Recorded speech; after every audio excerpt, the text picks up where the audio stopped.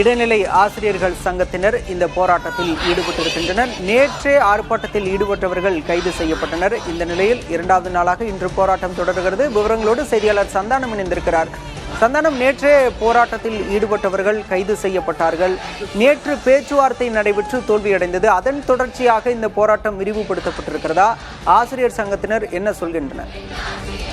தொடர்ந்து இரண்டாவது நாளாக தமிழ்நாட்டில் இருக்கக்கூடிய இடைநிலை பதிவு மூப்பு இயக்கம் சார்பாக போராட்டம் என்பது நடைபெற்றது. நேற்று சென்னை நுங்கம்பாக்கத்தில் இருக்கக்கூடிய டிபிஏ வளாகத்தை முற்றுகையிடும் போது ஆசிரியர்கள் கைது செய்யப்பட்டு 20க்கும் மேற்பட்ட பேருந்துகளில் தென் சென்னையில் இருக்கக்கூடிய பல்வேறு பகுதிகளுக்கு, அதே போன்று சென்னையினுடைய புறநகர் பகுதிகளுக்கு அழைத்து செல்லப்பட்டாங்க.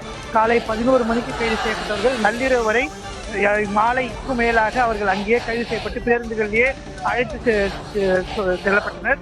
இரவு அவர்கள் விடுவிக்கப்பட்டிருந்தனர். தற்போது இரண்டாவது நாளாக சென்னை நுங்கம்பாக்கத்தில் இருக்கக்கூடிய டிடிஏ வளாகத்தை முற்றுகையிடுவாங்க என காவல்துறையினர் இன்று காலையிலேயே குவிக்கப்பட்டு அங்கு பாதுகாப்பு பணியில ஈடுபட்டு வந்த நிலையில யாரும் காவல்துறையினர் எதிர்பாராத விதமாக சென்னை எழும்பூர்ல இருக்கக்கூடிய சென்னை மாவட்ட முதன்மை கல்வி அலுவலர் வளாகத்துல உள்ளே புகுந்து தற்போது ஆர்ப்பாட்டத்தில் ஈடுபட்டு வராங்க.